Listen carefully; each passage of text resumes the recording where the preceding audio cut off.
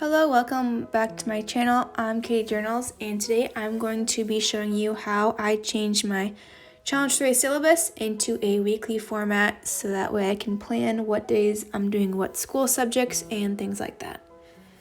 I thought I would share this because I finally feel like I've mastered planning my schedule, and so I allow myself to take Sundays off and I work and lots of other things happening throughout the week.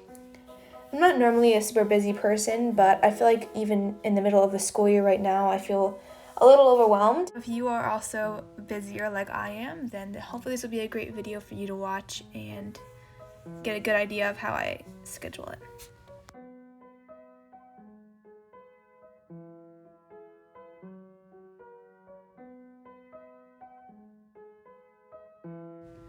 I actually use a bullet journal, which is what you see me using to set up my entire schedule. It's basically just a dotted notebook, and I fill it with different spreads and creative ideas. If you want to get more of an idea of what a bullet journal is, my whole channel has so many videos on how I use my bullet journal, and I use it for scheduling and everyday creative planning. So I start off by creating my spread, which includes 6 categories across, and then I have 2 sides, which gives me space to put a to-do list on the left side of my line and a notes tab on the right side of my line. I end up using lots of stickers and fun tapes for this, but this is not necessary at all if you are using just a regular planner or some other type of worksheet. It will do the same job. I just love using a bullet journal because I get to do a creative element every single week, and it's something fun to look forward to. Normally these bullet journal spreads take me about an hour, and I do like to get them done on the weekend. In this video, I'm actually creating this on Monday, which is my community day, and so I didn't have a lot of time to invest into it.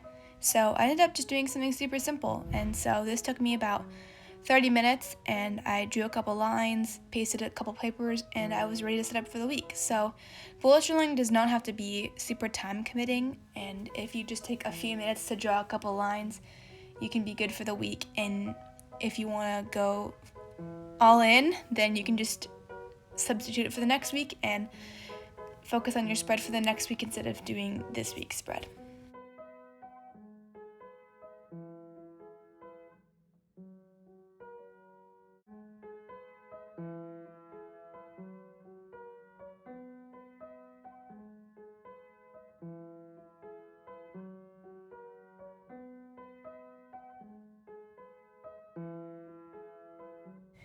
Now that I finished doing my weekly spread, I'm going to tell you that you need to fill out your planner or weekly spread or just paper with whatever you have going on that week. So for me, I write down things so I know how much school to plan for each day.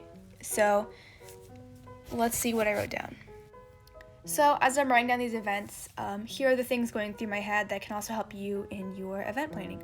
So on Tuesdays and Thursdays, I have absolutely nothing going on. I normally try to keep those days available, and if I'm going to be doing anything, it's normally in the afternoon. So those 2 are the biggest school days for me, and I try to get as much school done in those days as possible.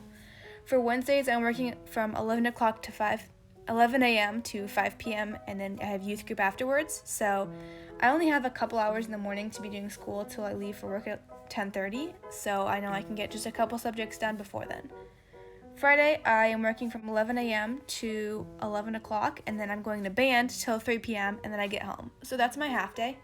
I normally get home after band, and I'm super exhausted, so I try to keep reading like I could read my history book right after I get home from band, and that would be something that's not super draining or mind involving. So even after a long day, I can choose subjects that aren't draining.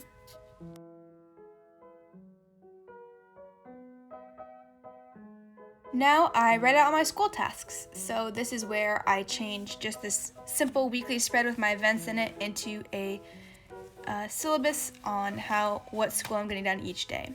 So here's what my syllabus looks like. It's just in a casual binder. I have these pages right here that I'm going to link down below. It's actually just a schedule. So if you're in Challenge 3 just like me and you're struggling to keep track of all the rhetorical assignments, I created this page so I knew what projects to start working on and what things needed to be wrapped up. So for this week, I'm going to be starting on the research paper for debate, and I'm also going to be finishing up memorizing the Shakespeare speech and writing the Shakespeare paper. After I was finished with this step, I just went to my correct week that I was on and started writing down tasks. I use a scrap piece of paper because oftentimes I am scratching out to tasks because I realize that they will probably take longer than I have in that day to be getting school done, and so I end up just crossing those out, and the practice page turns out like complete chaos. I read through the entire challenge guide, including all of the teacher notes, and here's what I come up with for my schedule. I just divide that scrap paper into 4 different segments, and now I'm going to be closing up my guide, making sure that I've looked at everything, and adding all of the tasks from the challenge guide into my bullet journal. Well, my CC day is on Monday, so on Sunday night I will look through my challenge guide and check off all the things I've done, and then go talk to my mom about the things I didn't do or other things like that. So now I am just going to write all of the tasks that I put on my paper onto the weekly spreads, and because I added my events to my calendar first, I know what days I can actually add more schoolwork to, and this makes it super easy to be getting all my school done each week and just knowing my schedule overall. Another element that I didn't mention in here is realizing how long it takes to do each task. So I know that reading my history module will take about 30 minutes for 2 days, and that's how I know some of those subjects. That's going to be it for this week's video. If you enjoyed the tutorial or just watching me create my weekly spread, then make sure to like and comment down below. I have a lot of different videos on journaling, and so thank you so much for watching. Make sure to subscribe.